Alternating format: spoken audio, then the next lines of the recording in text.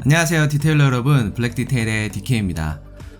제가 지난번 영상에서 셀프 광택, 폴리싱, 절대로 배우면 안되는 4가지 이유에 대해서 설명을 드렸는데요. 오늘은 폴리싱 가이드 두 번째 시간으로 그럼에도 불구하고 셀프 광택, 폴리싱을 배워야 하는 4가지 이유에 대해서 설명을 드리고자 합니다. 약간 병주고 약주는 컨셉이죠. 도대체 폴리싱을 할 줄 알면 무엇이 좋은 건지, 무슨 이유 때문에 DK는 맨날 힘들다 하면서도 폴리싱을 끊지 못하고 계속하는 건지 지금부터 그 이유에 대해서 차근차근 설명을 드리겠습니다.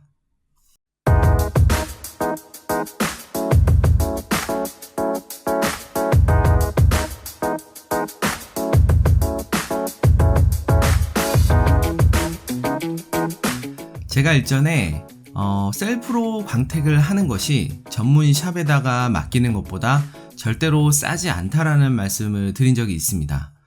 그렇다면 만약에 단순히 광택을 배우는 이유가 비용을 절감하려는 목적이 아니라 하나의 취미로서 생각한다라면 어떨까요? 어떤 취미 생활을 하든지 어느 정도의 비용 지불은 당연한 것이고, 그리고 본인이 감당할 수 있는 수준 이내에서 한다면 크게 문제될 것은 없다고 봅니다. 참고로 제 얘기를 말씀을 드리자면, 저는 폴리싱, 그러니까 디테일링 전에는 취미가 사회인 야구였습니다. 제가 워낙에 장비충이어서 사회인 야구 하면서 제 개인 헬멧이다, 배트다, 글러브다 엄청나게 샀었는데요. 실력보다는 장비로 승부해야 된다는 욕심 때문에 이것저것 사다 보니까 꽤나 비용 지출이 심했습니다. 그때랑 지금이랑 비교를 해본다 그러면 오히려 지금이 돈을 더 적게 쓰는 것 같더라고요. 제가 지난번 영상에서 낚시에 비유해서 말씀을 드린 적이 있는데요. 낚시를 하시는 분들이, 취미로 하시는 분들이 물고기를 사서 먹는 비용과 내가 낚시를 가서 물고기를 낚는 데 들어가는 비용을 비교해서 아마 하지는 않으실 겁니다. 왜냐면 취미니까요.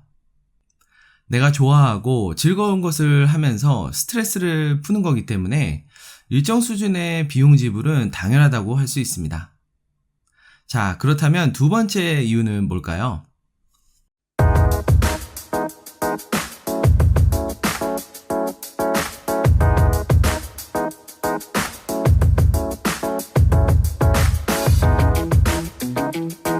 광택을 하는 그 과정이 정신적으로, 육체적으로 굉장히 고된 노동이 될 수 있다는 것은 사실입니다만, 만약에 그 과정을 내가 즐길 수 있다면 그 과정이 단순한 노동이 아닌 재미가 될 수도 있습니다. 수많은 낚시꾼들이 전날부터 장비를 정비하고 새벽같이 일어나서 운전과 배를 타고 먼 바다에 나가서 악기상과 싸우며 낚시를 해도 물고기를 한 마리도 못 낚는 날이 있을 겁니다. 그럼에도 불구하고 그분들이 계속해서 낚시를 하는 이유는 그 과정이 재미있기 때문이라고 생각합니다. 저는 폴리싱도 마찬가지라고 생각하는데요. 그 긴 과정 속에서 재미와 즐거움을 찾을 수 있다면 12시간이 아니라 며칠도 아주 재미있게 집중하면서 할 수 있을 겁니다. 그러면 도대체 어떻게 해야 폴리싱을 즐길 수 있는 걸까요? 제가 생각했을 때 가장 핵심적인 요소는 내가 알고 폴리싱을 하느냐입니다. 어떤 분들은 광택기의 특성이나 차량 도장에 대한 이해가 전혀 없으시고, 그리고 어떤 패드와 어떤 조합에 따라서 어떤 결과가 나오는지에 대한 학습이 전혀 안 돼 있으셔서 모든 차량에 똑같은 조합과 똑같은 테크닉으로 기계적으로 폴리싱을 하시는 분들이 계십니다. 심지어는 일부 프로 디테일러 분들도 그러시는 분들이 계시더라고요. 만약 이렇게 매번 똑같이 기계적으로 폴리싱을 한다면 그 과정이 재미있을까요? 이 광택키를 써보니 이런 결과가 나오는구나. 이 패드와 이런 컴파운드를 조합을 하니 이런 특징이 있네. 이렇게 광택을 하는 그 과정 속에서 스스로 깨우치는 게 있고 배우는 것이 있다라면 아무리 장시간 작업을 하더라도 몰입을 하게 되는 거 아닐까요? 하지만 이런 재미를 느끼기 위해서는 실제로 폴리싱을 하시기 전에 이론적인 개념 정리가 필요합니다. 그러기 위해서는 블랙 디테일 폴리싱 가이드 영상을 꼼꼼히 계속해서 보셔야겠죠? 아무튼 제가 그렇게 힘들다 해도 폴리싱을 계속 하는 이유는 그 과정이 재미있고 보람되기 때문입니다.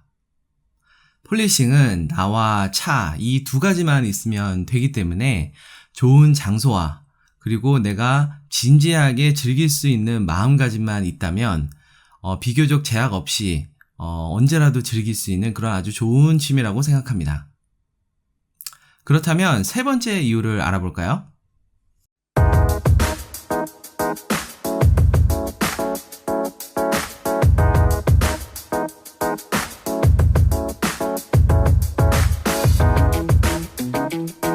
제가 셀프 세차를 해야 되는 이유로도 꼽았던 건데요. 이 세상 어떤 누구도 나보다 내 차를 사랑할 수는 없습니다.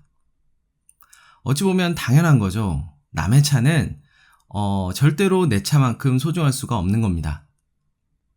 내 차가 기스가 너무나도 많아서 광택을 받아야 될 것 같은데 도대체 어느 샵에다가 맡기면 내가 믿을 수 있을지 생각만 해도 답답합니다.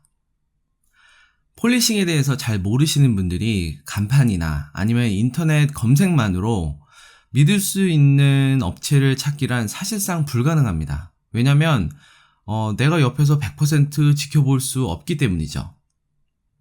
온라인 상에는 온갖 광고 섞인 후기들로 가득 차 있고 저렴한 곳에 맡기자니 믿음이 안 가고 그렇다고 무턱대고 비싼 곳을 가자니 그런 데는 또 다 잘해주나요? 그렇지 않습니다. 그러면 가장 확실한 방법은 뭔가요? 그 차를 제일 많이 사랑하는 사람, 바로 내가 직접 하는 것이죠. 근데 제가 앞서 셀프 폴리싱을 하기 위해서 반드시 갖춰야 될 세 가지 조건에 대해서 말씀드린 적이 있습니다. 기억하시나요? 첫 번째는 기본 장비, 두 번째는 장소, 세 번째는 멘토였습니다. 먼저 장소는 제가 도와드릴 수가 없습니다. 여러분들께서 사시는 곳 주변에 대여가 가능한 게러지가 없는지 미리 물색을 좀 해놓으셔야 되고요. 기본 장비에 대한 선택과 멘토는 이 DK가 도와드리겠습니다. 그러면 마지막 네 번째 이유는 뭘까요?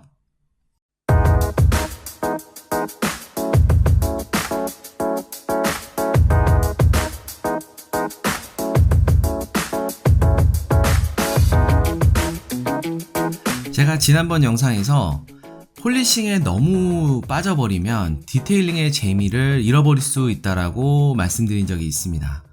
그렇다면 만약에 디테일링과 폴리싱 이 두 사이의 밸런스를 적절히 유지하면서 병행할 수 있다면 어떨까요? 평소에는 디테일링으로 올바른 방법으로 내 차를 깨끗하게 가꿔주다가 가끔씩 필요한 경우에 폴리싱을 내가 직접 스스로 할 수 있다면 디테일링과 폴리싱의 재미를 모두 다 즐길 수 있다는 것이 됩니다. 가벼운 접촉사고나 아니면 주차장에서 일어나는 테러를 내 스스로 복원할 수 있는 능력이 있다면 그런 것에 대한 스트레스를 훨씬 덜 받을 수 있겠죠. 또한 가족들이나 지인들의 차를 내가 멋지게 변신시켜 줄 수 있다는 것도 때로는 큰 메리트가 됩니다.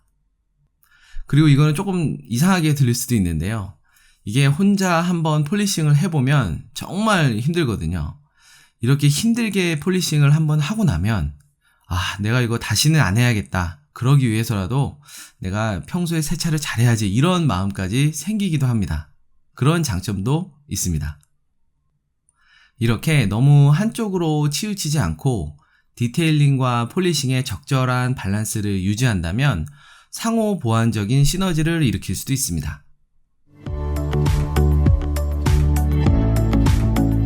자, 이렇게 해서 셀프 폴리싱을 배워야 하는 4가지 이유에 대해서 설명을 드렸습니다. 지난번 영상과 이번 영상을 모두 보셨다면 본인이 폴리싱을 배워도 되겠다, 혹은 나는 폴리싱하고는 안 맞겠다라는 판단이 서셨을 거라고 생각합니다. 만약에 여러분들께서 그래 내가 폴리싱을 한번 배워보겠다 라는 판단이 서셨다면 조급한 마음을 먹지 마시고요. 앞으로 연재하게 될 블랙 디테일의 폴리싱 가이드를 꼼꼼히 시청해 주시기 바랍니다. 그러면 어느덧 여러분들도 어떤 차든지 멋지게 폴리싱을 할 수 있는 실력을 갖추시는 날이 분명히 올 거라고 생각합니다.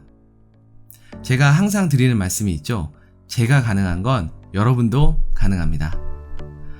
제가 준비한 영상은 여기까지입니다. 오늘의 영상이 유익하셨다면 좋아요와 구독하기 잊지 마시고요. 저는 또 새로운 영상으로 인사드리겠습니다. 감사합니다.